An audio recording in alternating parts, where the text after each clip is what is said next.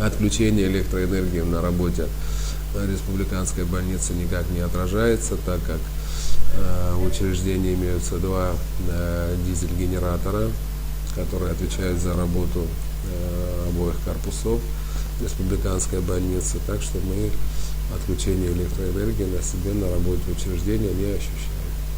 Безусловно, вот родильный дом, бывший родильный дом, сегодня он называется родильное отделение республиканской больницы, работает в штатном режиме, пациенток принимают, безусловно, в штатном режиме работает. В больнице установлено два дизель-генератора, которые в случае отключения электроэнергии срабатывают в автоматическом режиме и обеспечивают больницу бесперебойным электроснабжением.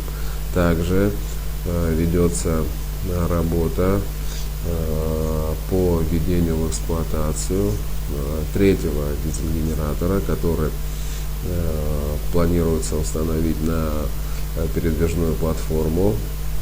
И если у нас будут проблемы с электроэнергией, и эти два дизель-генератора выйдут из строя, чтобы третий мобильный мы могли использовать для подачи электроэнергии.